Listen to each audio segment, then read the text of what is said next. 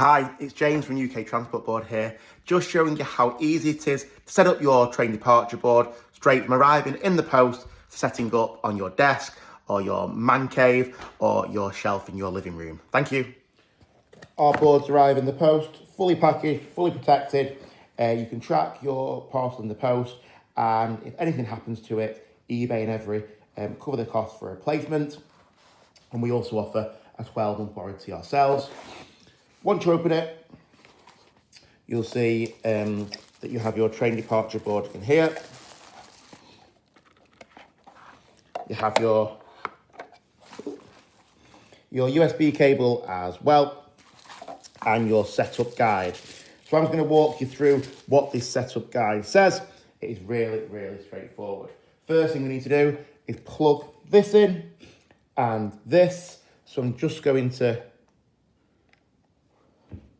put it in the back, if you can see. And I'm going to plug that down here into a USB plug.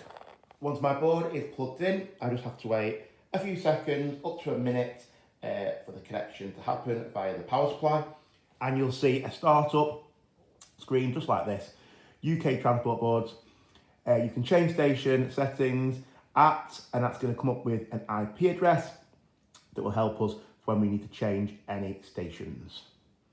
The default screen is London Paddington, so it will tell the time, it might not be the correct time. At the minute it is 5 to 5, but it's showing there as 11:01, and you can see the Paddington screen on there. So I'm just going to go straight to the settings screen on my phone. So I work on an iOS for an Apple phone. If you're on Android, exactly the same. You're looking for that Wi-Fi tab, where you would connect to Wi-Fi as you would do for any hotspots or any change in Wi-Fi when you're out and about. And in my networks, you should see Wi-Fi connect. So I'm going to press that, and then in a few seconds, it should load up with a screen, just like that. And I'm going to enter my Wi-Fi passphrase, my home Wi-Fi, in the box, again, like you would do normally for any other device. So I'll put that password in, and I'm just going to click connect, and then you will get a note just saying applying changes.